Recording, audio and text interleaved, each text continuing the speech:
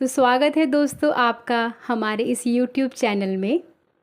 आज के वीडियो में हम बात करेंगे अनंत चतुर्थी के व्रत के बारे में। चलिए दोस्तों शुरू करते हैं।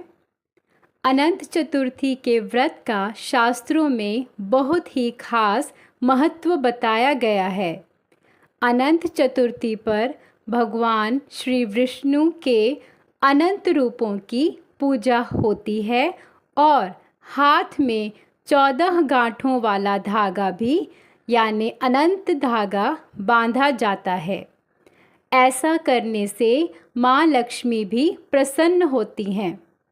अनंत चतुर्थी की पूजा में कथा का पाठ करने का भी विशेष महत्व है। आप भी जानें इस कथा और इसका पाठ करें। अनंत चतुर्थी की कथा।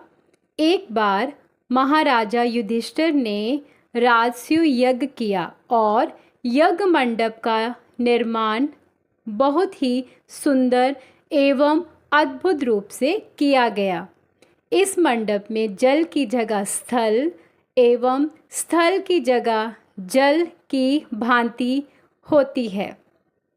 इससे दुर्योधन एक स्थल को देखकर जल कुंड में जा गिरे।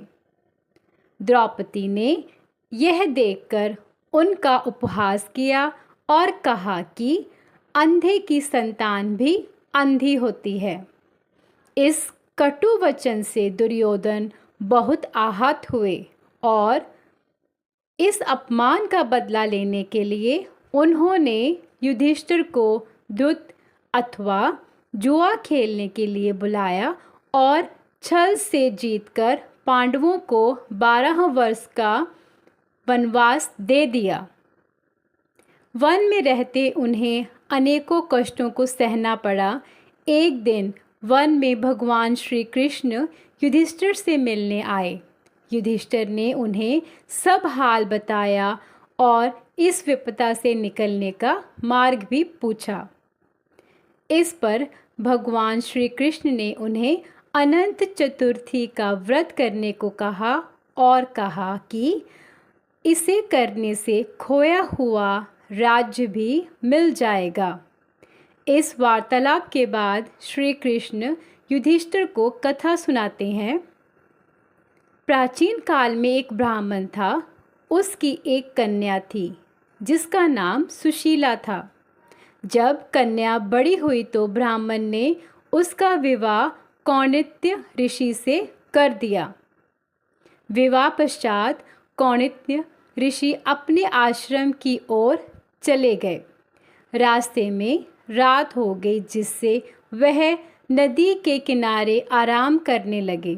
सुशीला के पूछने पर उन्होंने अनंत व्रत का महत्व बताया।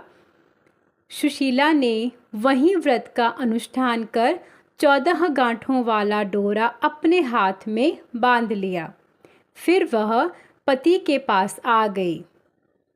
कौंडिन्य ऋषि से सुशीला के हाथ पर बंधे डोरे के बारे में पूछा तो सुशीला ने सारी बात बता दी। तब ऋषि सुशीला की बात से अप्रसन्न हो गए। इसके बाद उनके हाथ में बंधे डोरे को भी आग में डाल दिया। इससे अनंत भगवान का अपमान हुआ, जिसके परिणाम स्वरूप कौंडिन्य ऋषि की सारी संपत्ति नष्ट हो गई। सुशीला ने इसका कारण डोर का आग में जलना बताया। तत्पश्चात अग्नि में जलते हुए ऋषि अनंत भगवान की खोज में वन की ओर चले गए। वह भटकते भटकते निराश होकर गिर पड़े और बेहोश होकर भगवान अनंत ने उन्हें दर्शन देते हुए कहा कि मेरे अपमान के कारण ही तुम्हारी ये दशा हुई है और ये सभी विपत्तियां आई हैं। लेकिन तुम्हारे पश्चाताप से मैं तुमसे अब प्रसन्न हूँ।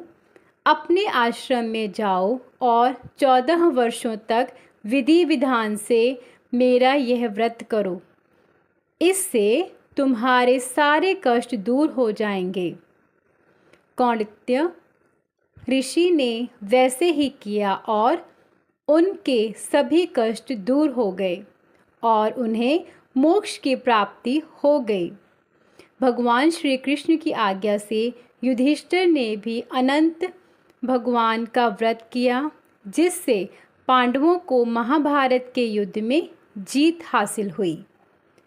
तो दोस्तों, ये थी अनंत चतुर्थी व्रत कथा।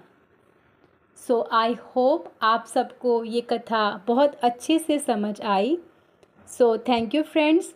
अगर आपने अभी तक हमारे इस चैनल को सब्सक्राइब नहीं किया है, so please subscribe it, share with your friends and like all the video. Thank you friends.